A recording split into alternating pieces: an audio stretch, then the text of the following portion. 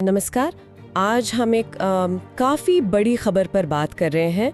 ये उन लोगों से जुड़ी है जो अमेरिका में काम करने का सपना देखते हैं, खासकर पेशेवर लोग। जी।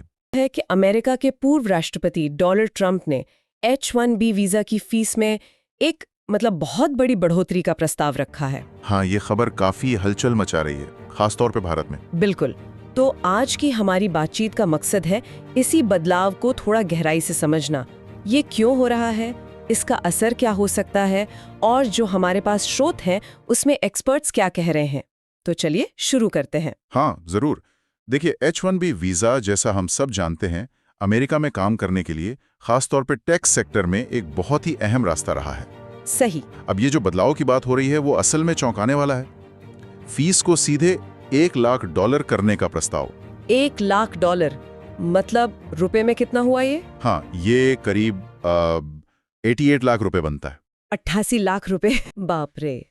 और अभी कितनी है फीस, वीडियो में कुछ बताया? हाँ, वीडियो के मुताबिक अभी जो फीस है वो 1 लाख रुपए से 6 लाख रुपए के बीच में है। अलग अलग कैटेगरीज होती हैं, तो आप सोचिए कहाँ 1 से 6 लाख और कहाँ सीधे 88 लाख। जमीन आसमान का फर्क है ये तो ये प्रस्ताव आया कैसे, अचानक से? वीडियो कह रहा है कि ये एक एग्जीक्यूटिव ऑर्डर के जरिए हुआ है। जी हाँ, वीडियो में यही बताया गया है कि डोनाल्ड ट्रंप ने व्हाइट हाउस में एक एग्जीक्यूटिव ऑर्डर पर दस्तखत किए हैं, जिससे ये फीस $1 लाख हो जाएगी। पर इतना बड़ा कदम क्यों? इसके पीछे कोई लॉजिक, कोई तर्क दिया गया है? इतनी भारी बढ़ोतरी का कारण क्या बताया जा रहा है? हाँ बिल्कुल, वीडियो में व्हाइट हाउस के स्टाफ सेक्रेटरी हैं विल शार्फ, उनका जिक्र है।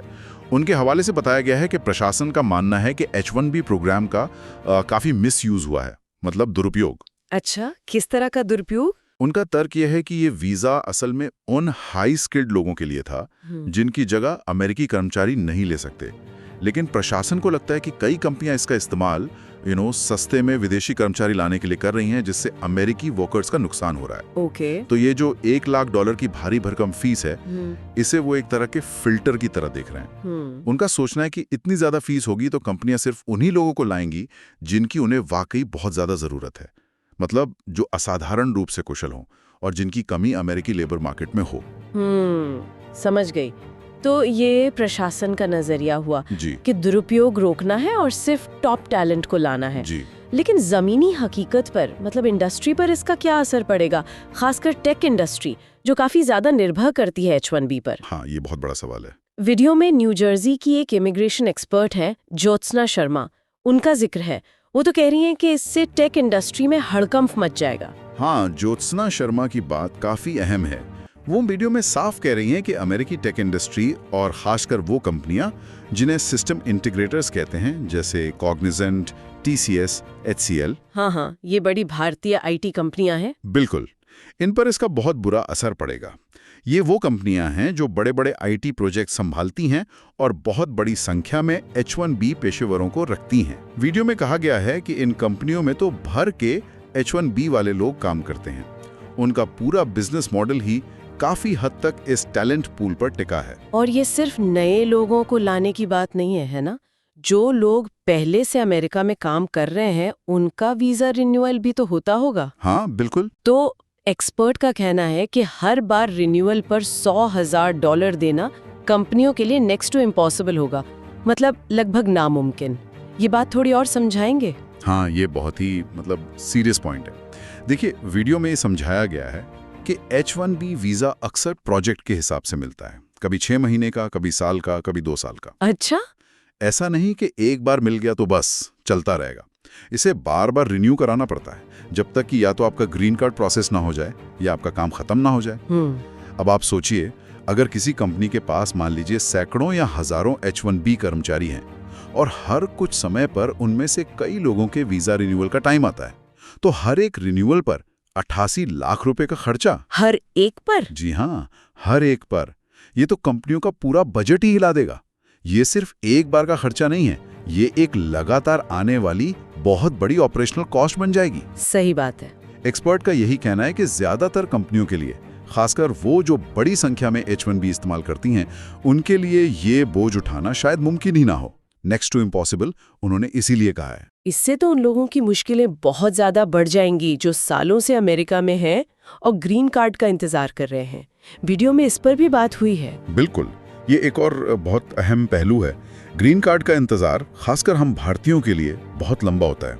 कई कई साल बल्कि दशकों लग जाते हैं कुछ मामलों में। हाँ, सुना है। वीडियो में एक्सपर्ट ज्योत्सना शर्मा यही बता रही हैं कि ये लाइन बहुत लंबी है। अब इस लंबे इंतजार के दौरान आपको अमेरिका में लीगली बने रहने के लिए अपना H1B वीजा बार बार एक्सटेंड कराना पड़ता है। अच्छा, तो वीजा एक्सटेंड होता रहता है? हाँ, एक नियम है कि आप मैक्सिमम 6 साल H1B पर रह सकते हैं।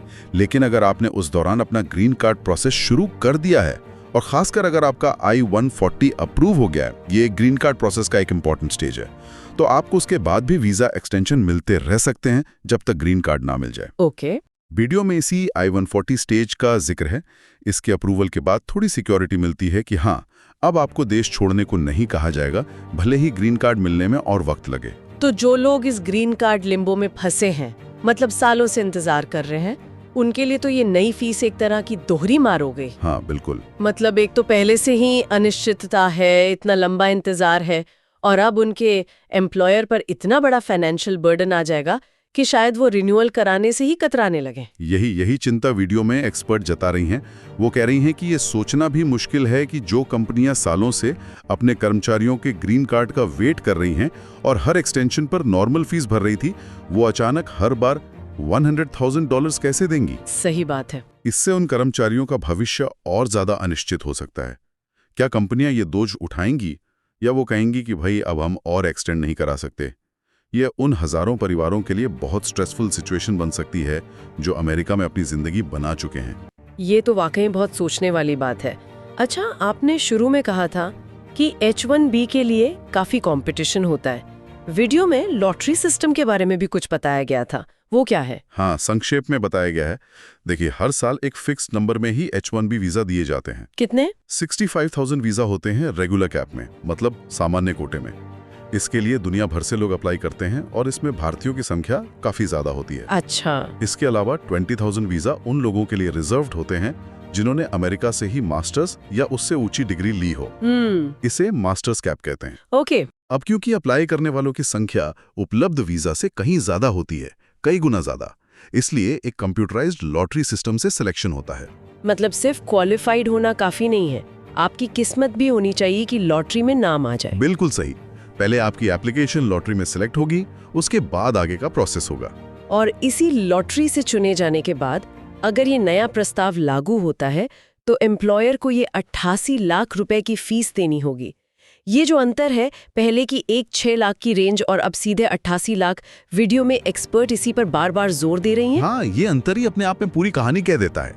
ये सिर्फ फीस बढ़ाना नहीं है, ये एक तरह से पूरे H1B सिस्टम के काम करने के तरीके को फंडामेंटली बदल सकता है।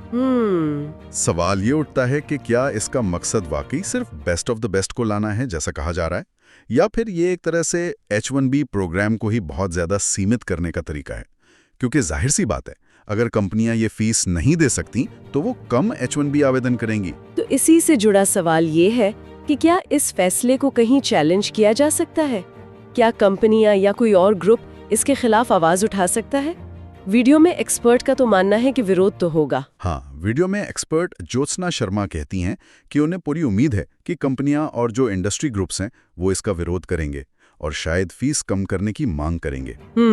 वीडियो में हार्वर्ड यूनिवर्सिटी से जुड़े किसी पिछले फैसले का भी उदाहरण दिया गया था जिसे कोर्ट में चुनौती दी गई थी। तो ये सवाल उठता है कि क्या इस एग्जीक्यूटिव ऑर्डर को भी कोर्ट में चैलेंज किया जा सकता है? और इसका जवाब क्या है? क्या एग्जीक्यूटिव ऑर्डर को चैलेंज करना आसान होता है? देखिए, वीडियो के मुताबिक ये एक एग्जीक्यूटिव ऑर्डर है, यानी राष्ट्रपति का आदेश है। ये कांग्रेस से पास हुआ कानून नहीं है। राइट। एग्जीक्यूटिव ऑर्डर्स को फेडरल कोर्ट में चैलेंज किया जा सकता है और ऐसा कई बार हुआ भी है, लेकिन उसका नतीजा क्या होगा ये कहना मुश्किल होता है।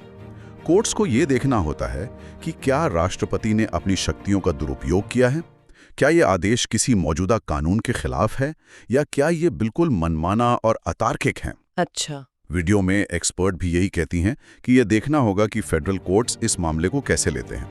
कानूनी प्रक्रिया लंबी भी हो सकती है और अनिश्चित भी। एक और बड़ी दिलचस्प बात जो वीडियो में सामने आई वो मुझे थोड़े विरोधाभासी लगे। व्हाइट हाउस के जो स्टाफ सेक्रेटरी हैं विल शार्फ, उनका दावा है कि टेक कंपनियां इस 1 लाख रुपए की फीस के लिए कंसोनेंस में हैं, मतलब वो सहमत हैं। हाँ, लेकिन जो एक्सपर्ट है ज्योत्सना शर्मा, उन्हें इस पर बिल्कुल यकीन नहीं है। वो साफ तौर पर शक जता रही हैं कि कंपनियां भला इतनी बड़ी रकम देने के लिए कैसे राजी हो सकती हैं।